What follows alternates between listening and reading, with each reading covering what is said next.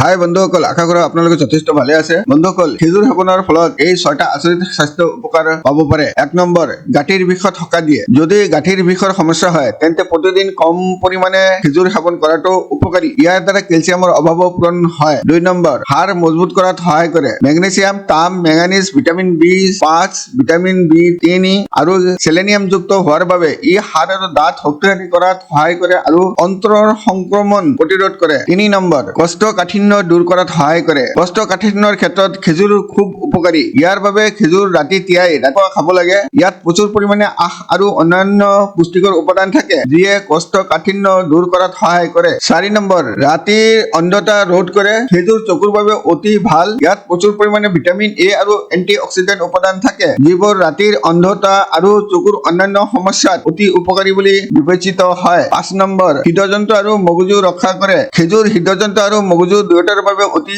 উপকাৰী। ইয়াত থকা ভিটামিন, খনিজ পদাৰ্থ আৰু অন্যান্য পুষ্টিকৰ উপাদানে স্নায়ুতন্ত্ৰক সুস্থ কৰি ৰাখে, মগজু সক্ৰিয় কৰি ৰাখে আৰু হৃদৰোগৰ সম্ভাৱনা কমায়। 6 নম্বৰ, পচনতন্ত্ৰ উন্নত কৰে। বিভিন্ন এমিনো এচিডেৰে সমৃদ্ধ খেজুৰ দ্ৰৱণীয় আৰু অদ্ৰৱণীয় আহাৰৰ ভঁৰাল, যিবোৰ আপোনাৰ কেৱল স্বাস্থ্যৰ বাবে উপকাৰী নহয়, আপোনাৰ পচনতন্ত্ৰ আৰু ইয়াৰ উন্নত কাৰ্যকলাপ শক্তিশালী কৰাটো সহায় কৰে। সদায় মনত ৰাখিব, নিৰাময়তকৈ প্ৰতিৰোধ ভাল। আপোনাৰ দিনটো শুভ হওক। চোৱাৰ বাবে অশেষ ধন্যবাদ।